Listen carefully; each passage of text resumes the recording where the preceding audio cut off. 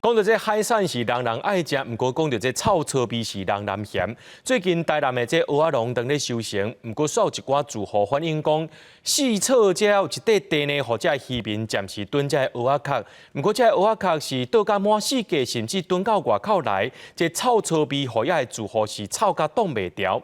市政府是回应讲，已经请厂商赶紧来甲清走，也会加强辅导这渔民遵守这倒蚵仔壳的规定。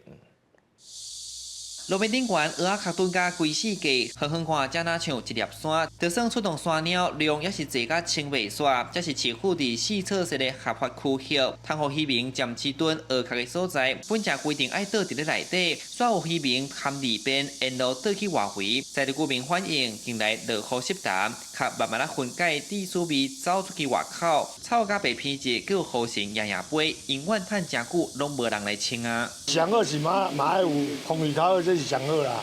但是即摆遇到即个问题，你嘛是爱讲究啊。即摆就是规定伫遮，啊你若倒入内底，迄拢乌袂做的啦，迄烂去啊，就叫臭啊。因为阮拢照规矩安尼倒，讲落讲有人落伫倒伫乌白倒安尼啊，啊我嘛是爱个使互捡倒淡顶悬安尼。啊，你认为咱乌白倒行为安怎看？安尼较毋好啦。台南的蚵仔壳估计逐档有1000吨的量，政府参业者合作，设专门一块囤壳的所在，买手甲交互厂商甲壳再转去花粉研发商品。市府补回讲，因并无放外挂，只是壳爱拍好打，因才通再造使用。因讲已经有参厂商参详调整清运的流程，未来嘛会研究减少气味的方式。蚵仔壳去肉以后，医生爱甲拍里头，拍甲剩伊的水分减少至8%帕以上的部分吼，较会去再造迄个后壁的这种厂商，较过来做其他的商品安尼。最近因为落雨的部分，所以这蚵仔壳佫真淡。